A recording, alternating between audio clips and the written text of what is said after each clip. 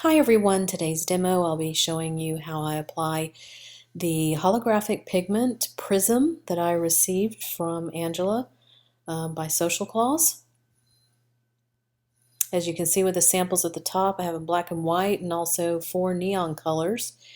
This works fabulous over any color as it allows some of that to come through. Here's your packaging, a small jar here with 2 grams of product by weight in the container, and you receive 2 sponge applicators. However, I found that the best application was using the silicone tool. It's this one's called a Color Shaper number 2 flat chisel, soft. The white tips are soft, and I like that best. With your package, you also get a finger cot. You simply roll that on, and this will be used to smooth down your pigment once you get it onto the nail. And you'll see that this is a good step because it does force those particles to lay even flatter, and you get more of a linear effect that way. This is also a pigment that does not have a cloudy appearance like the smaller microns you may have seen out there. Very, very fiery and linear over the nail. And so for this demo, I'm just going to show you over black. I've done 1 coat on this nail, and I used Lachat Black Velvet. It is my favorite black. And over that, I waited to show this on video. Usually I skip over this step on video because in my experimenting with the pigment, I've found one thing that helps with it. This pigment can be a little bit finicky as far as getting an even, unpatchy coat on the nail, and that is to flash cure the top coat. And for accents, it's a 30-second cure. I'm only going to cure it initially for about 7 seconds. And I know that doesn't sound like a lot, but it basically has a hardened coating even after 7 seconds. But without the full cure, without the completely hardened full cure, you get a more or an easier application of the pigment this way. So that's what I'm going to do. I'm going to pop that into the lamp now for about 7 seconds. And again, this will still have, it'll be hardened enough that you can apply the pigment and you won't disturb the integrity of the top coat. And I'm going to use the silicone tool once again. Just found it an easier application using the tool.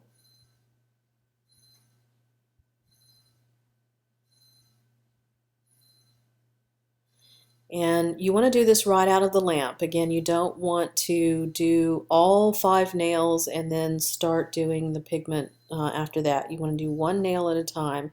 Again, straight out of the lamp works the best. And I also found instead of an up and down squeegee motion, that doing a circular application motion like this actually gave me, it went on faster and with less patchiness as well. So you might try that when using the pigment and see if that makes a difference. Now, I only have 2 top coats, so I can only speak to what has worked for me. And because I have people ask me about all sorts of different top coats, and I can't honestly say because I only have the 2. I have the accents and I have pink shellac, and I'm not a fan for pink shellac. 2 reasons: it pits over most of my polishes. And second, it cures with a slightly rubbery feel that I don't like. Although that rubbery feel does tend to go away after a day or two. So as you can see here, after the pigment is applied, it looks linear. However, we're going to make it even more linear. And this is where your finger cot comes in handy. So go ahead and slide that onto your finger, and using firm but not rough pressure, you're going to smooth over the surface. And this ensures that all of those particles are going to lie flat. And you can see that you're getting more of a defined linear line. It's smoother and getting kind of glassier looking, which helps with the effect. And I love that this chrome, you can see how it has two lines. You can also see the reflection of my finger in the surface there, so you can see that it's a metallic-y finish as well. So now you can go ahead and cure that for the remainder of the time that you didn't after the flash cure. I don't feel the need to do that, so I'm just going to go ahead and apply your finishing top coat right over the top of that, and you're going to cure for the 30 seconds, and that should take care of the finishing the cure for the one underneath it as well.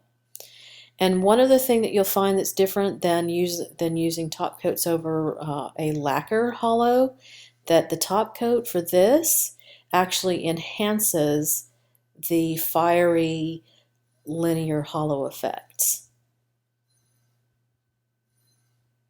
Now I would do 2 coats.